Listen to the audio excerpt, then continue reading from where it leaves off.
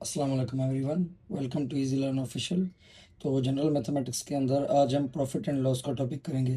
तो प्रॉफिट क्या होता है? If the selling price is greater than the cost price, then the difference between selling price and cost price is called profit.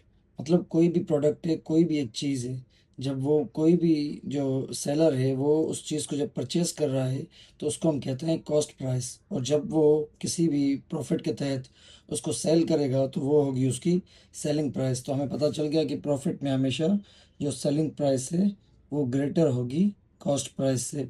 Same loss है, if the selling price is less than the cost price, then the difference between cost price and selling price is loss. Simple, कोई भी product किसी ने लिया है cell करने की नीयत से, उसने लिया, जब उसने बेचा तो जो उसकी सेलिंग प्राइस थी वो कॉस्ट प्राइस से कम थी, तो इसको हम कहते हैं लॉस, जिसमें सिंपल सेलिंग प्राइस जो है वो लेस देन कॉस्ट प्राइस होती है। उसके बाद हमारे पास एक सवाल है कि a man bought a watch for 600 rupees and sold it for 480 rupees. पहला सवाल, सवाल के अंदर सवाल है उसे प्रॉफिट हुआ या लॉस हुआ, और हमें उसकी परसेंटेज बताएं। तो सबसे पहले a man bought a watch for 600, उसने 600 में एक वॉच जो है वो ली, मतलब उसकी कॉस्ट प्राइस कितनी है 600, and sold it for 480 rupees, जो उसकी सेलिंग प्राइस है वो है 480।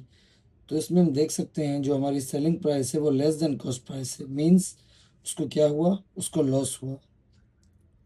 कितना लॉस हुआ?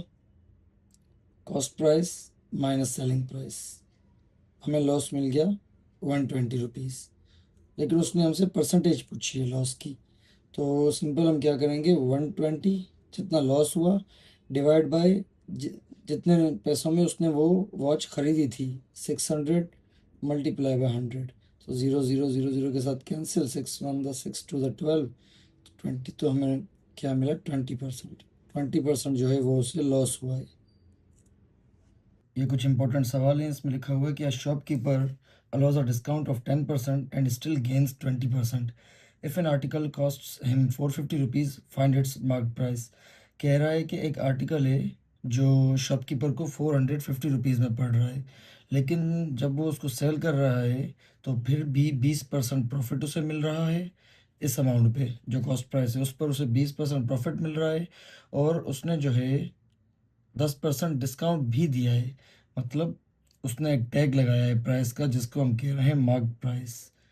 मार्क्ड प्राइस, उस पे इसने 10% डिस्काउंट दिया हुआ है, और ये है हमारी सेलिंग प्राइस। 10% डिस्काउंट के बाद जो सेलिंग प्राइस है उसमें 20% उसको प्रॉफिट मिल रहा है 450 रुपीज़ का।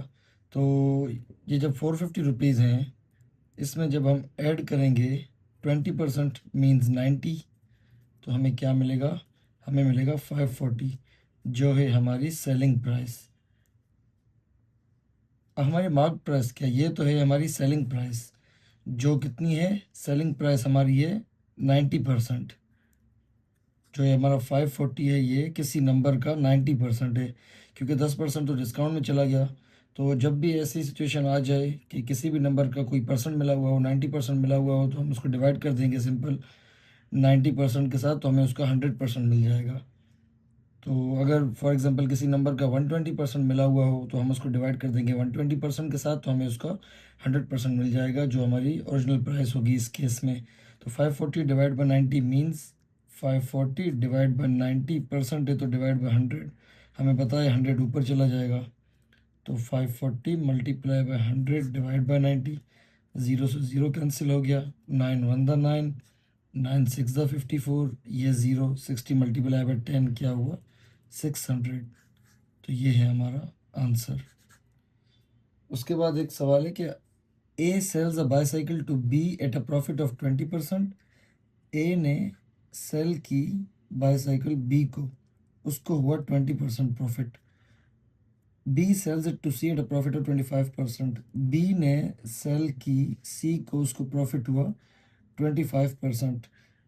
If C pays ₹225 for it, the cost price of the bicycle is. कह रहा है कि सी ने बी को 225 दिए, तो 225 वो अमाउंट है जिसके अंदर एक तो वो पैसे हैं जो बी ने ए को दिए, और उसके अंदर 25% प्रॉफिट भी है जो बी को मिला है। तो ये कितना हुआ हमारे पास? 125% हुआ। क्योंकि 100% वो अमाउंट है एक जो बी ने ए को दी, उसके अलावा उसने ऊपर 25% कमाया वो, तो 125% हो गया। हमने ये क्यों किया था कि हमें ओरिजिनल प्राइस मिल सके जो बी ने ए को पे की थी। तो 225 divide by 125% means 225 multiply by 100 divide by 125। तो 5 से डिवाइड करेंगे हम, 520 the 5 the 5 4 the 5 5 the 5 1 the 5 4 and 2 5। तो 45 मल्टीप्लाई बाई 4 कितना हुआ, ये होता है 180।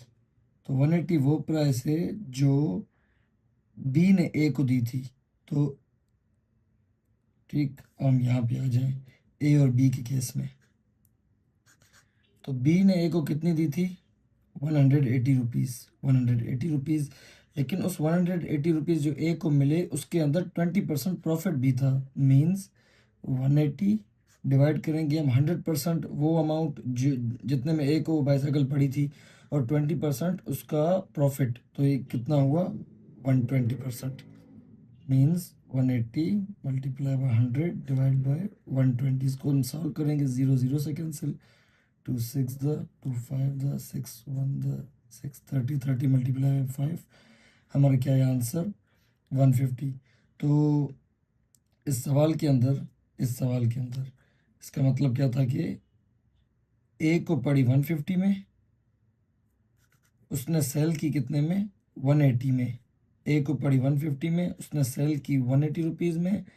बी को बी ने सेल की 225 रुपीज़ में सी को।